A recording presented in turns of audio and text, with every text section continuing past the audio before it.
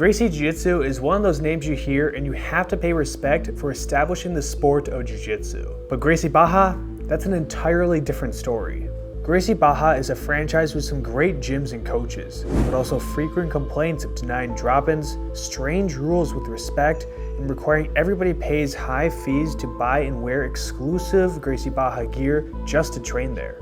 So naturally, after hearing all this, I made a venture to the closest Gracie Barra gym in Madison, Wisconsin. I wanted to see what all the rage and fuss is about and to see if they're gonna make me pay an arm and a leg just to train there. But speaking of crazy fees that Gracie Barra may be charging me, let me tell you about the sponsor of today's video, Rocket Money. If you guys can't tell from around me, I'm kind of a nerd. I've got Gundam figures, Elden Ring figures, Demon Soul figures, Mega Man, Star Wars stuff. And I love watching tons of shows. However, they're all scattered across different subscription services. So I use Rocket Money to make sure I can cancel any service I'm not using when I'm done watching things like Andor. Rocket Money safely and securely identifies recurring charges of your subscription plans and cancels all the unwanted ones. This personal finance app allows you to manage your subscriptions, lower your bills, allows you to build a custom budget, and grow all your savings in one app. Obviously, by canceling your unwanted subscriptions, you're gonna lower your bill. Then you can take that extra money and put it in a smart savings account. Rocket Money will do all of this for you automatically, and you can withdraw it at any time. Rocket Money is a straightforward and easy to use app that's free to download. So make sure to go to rocketmoney.com/Spangler and let's get in control of our finances. We've arrived at Gracie Barra in Wisconsin, and I let them know I wanted the genuine Gracie Barra experience. So if I have to drop $1,000 to buy their clothing and not feed my family for a night to train, I'll do it. But it turns out there is no strict clothing requirement, or at least that's what I thought. I made sure to ask all the juicy questions at the end of the video.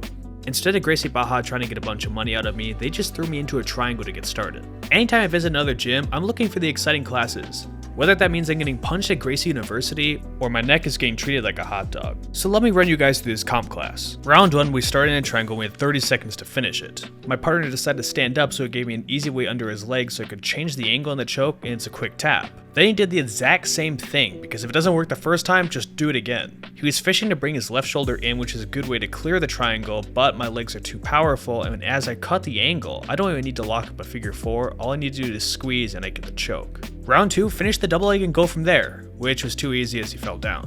On my turn, I made it more eventful. As to the surprise of only Helen Keller, I went for a guillotine as he was going for the double leg. He tried to finish the shot, but it was like driving into a brick wall. Then I could lock it up and follow my hip for the tap. And even Helen Keller wasn't surprised because I did the exact same thing again. The secret this time is I used my right shin to create a frame. Then I used the space that I just made to wrap up his neck, fall down the same way as before, and get another submission. I'm not knocking Gracie Barra at all, but I got a new partner and... No hate, but just an observation, they must not like wrestling here.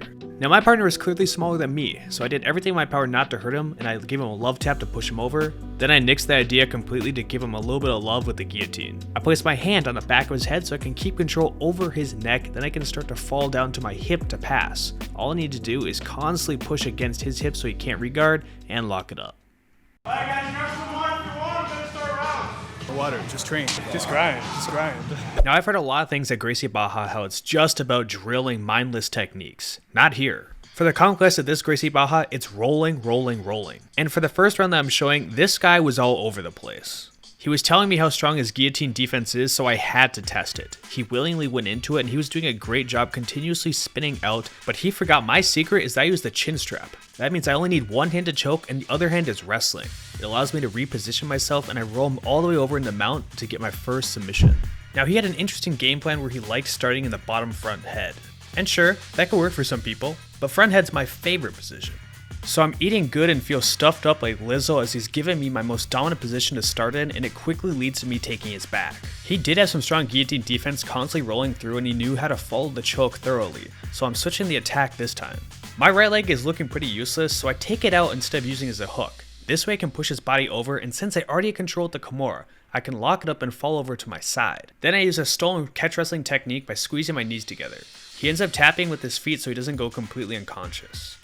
This is his last attempt to try the unique strategy of starting in my favorite position, and this time around I hit the magic stick, which is backstepping over them, taking the arm, and then getting back control all at the same time. While on his back, I was pondering if Gracie Barra really deserves all the hate I've been hearing. Everything so far has been going super positive. I'm beating up another guy on wonderful mats and he's even smiling about it. But getting back to the roll, once I had this arm controlled, I decided to throw the leg over and I could start going for an armbar, but instead I think that same Kimura setup I had earlier looked a lot better. The reason I like this Kimura setup with your legs over the neck is because you're in complete control. My legs are weighing him down while I have time to work on his arm.